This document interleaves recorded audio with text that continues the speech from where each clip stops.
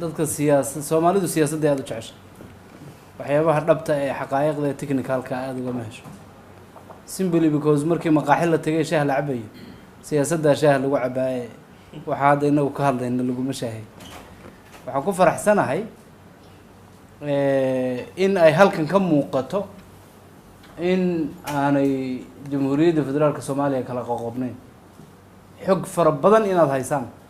wasaaraddu walba wasaaraddeeda ay la shaqeyso saa un baa lagu ogaan karaa challengeska aad qaarkood soo dhigteen macnihii waa maxay macnihii waxa weeyaan dowlad Soomaaliyeed oo wada shaqeysa dadka qaar baa laga yaabaa sidaasi ka duwan in ay marar badan wax noogu fasiraan waxbaan wada soconin dalku wuu kala qoqoban yahay isku mid ma tihidin markii dad ajnabiga u badan weliba ay nala hadlayaan dowlado kala duwan inay nooga sheekeynayaan camal aad u haysatid hortaani halka waxay iga caddaatay dadka dijiyada marka ay wada hadlaan inay muuqato dowladdu inay mid tahay oo ay dowladdu wada shaqeynaysa see loo wada shaqeynayaa iyo maxaa igu jaban iyo xagee wax ka liicaan waa perfect in laga wada hadlo waa okay wey macnihii dal midaysan oo muxuu ahaa haddii siyaasiyiinta ay inagula heshiiyaan inaynu dadka dantiisa ka shaqeyno aynu si fiican u garanayno shaqada aynu isla hayno waa arrintaa runtii aad baan ugu faraxsanahay waxaa ii muuqata in xidhiidh wada shaqeyneed oo ama bilow working group idinku magacaaba ama si kaloo la isugu yimaado ha ahaato waxaa ii muuqata haddana anoon idinka idin dhaliilaynin in aydan weli noo sheegin himilooyin reer Jubbaland keligood intay isu yimaadeen oo ay meel dhigteen inay xaqiijiyaan rabaan malaha waa noo sheegi doontaa hadalkiinu wuxuu u badnaa arrin aan anagu la dagaalano waayahan dambe idinna aan idinku casuumi inaad nagala qayb qaadataan oo ah kulligeen maskaxdeenu inay u orientegaraysan tahay in aan uun daba taaganahay qaabka dalka looga kalluumaysto ama looga tukaamaysto sida ay madaxda qaar yidhaahdaan waxaa ka wadaa in badan aqlabkiina dadkii hadlayay projectay ka hadlay projectiyada laga hadlaana waa projectiyo inta badan ay cid kale soo design garaysa isagoo laga yaabo in capacitygiini sida qaarkiin uu sheegayba aa leedihiin oo aa wax design garayn kartaan haddana project hebel oo hayad heb la wadato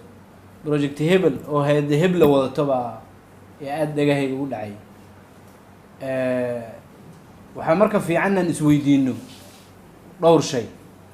waxaa kaloo lagama maarmaana waxyaabihii aad soo dhigteen inaan wax iska dhahan waxaa muhiima inaan wax iska weydiino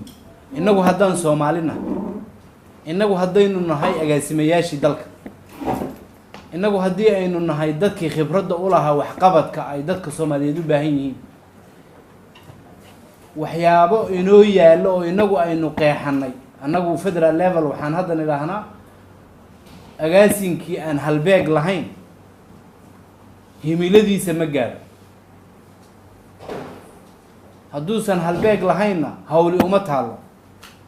haddayna hawli u oolinna dee waa lagu shaqaystaa isagu dadka uma shaqeeyo maxaan ka wadaa waxaa curisay adugu ood u aragtay baahidii dadkaaga inuu yahay ood ka shaqaysay ayaa dadkaaga midho u dhali kara shalay baan muxuu ahaa xeebta Kismaayo tegay waxaan la kulmay wiil badda ka soo baxayoo waxyaaba aan la iga aqoon badiyo soo dabtay waxaan ku yidhi intan maanta aad soo qaadatay maxaa is leedahay waad ka heli aduu minimum wuxuu ii sheegay yarku intaas inay $50 tahay wiilka ruux ka qanisan markii hanti la yidhaah daily $50 markuu ruux shaqaysto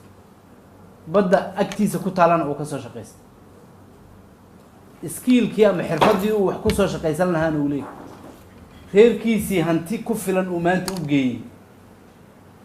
wiilkaa wuxuu project uga baahan yahay ajnabi keenay anu aad uma garanay laakiin inta aan xirfadaha lahayn waxay muxuu ka dhargi lahayeen oo agtooda inta ka sii jeedsadaan wax cid kala keentay ay isku qaqabsadaan waa waxaan u naqaano dukaameysiga dalka laga dahay waa isu nimid anagu waan idin kala hadli doonaa qaabkan hadda u shaqeyno haddaa chance na siisaan anagu cabasho ma wadno anagu waxaan wadnaa aragti aan rabnay inaan idinla wadaagno cabashadiinana waxay la tahay in horta lagu horreysiiyo intaana taa ka hadlino nodkeeda bal wax laga dhaho laakiin yarkii markaan si fiican usii dhuuxay waxaa ii muuqatay Kismaayo iyo Jubbaland in dhul qani ah ay tahay dad qani noqon karana ay degan yihiin inay baahi ka jirto ay ceeb tahay agaasimayaasheeda marka waxaan uga fadhiyaa qaabka isaga oo aan federaalna wax kaaga imanin hay-ad ajnabi ana wax kaaga imanin dadkaagu uu isugu filaan lahaa ilaan waxaa agaasimo lagaaga dhigay inaad waxaad haysato inta mabda u samayso dadkaaga aad ku agaasinto haddii agaasimo uu ruuxu u haysto inuu agaasimo mashaariicda ay cidi soo curisay muxuu ruuxaas dee agaasimo mee waa facilitator wax cidi soo qabatay inbuu fuliyaa waxa marka ii muuqata farxad fiican oo dad aqoon leh dal qani ah haysta dad fara badan oo xirfad leh ay la nool yihiin wax walba u baahnaayeen oo iyaga agtooda yaalo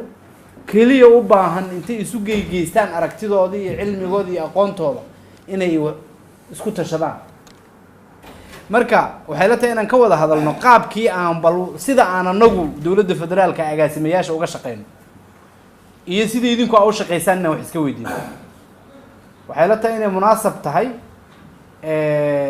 hanaanka aynu shaqada dawladda isula agaasimi karno inaan wax iska weydiino ma qaabka uu ku socdo uune laga wada sheeganayo bilar la yiraahdo ama la isu yeedhay ama la isu yeedhay niman ku wadnaa mise qaab kale oo ka duwan yu dalku ku wada shaqeeyo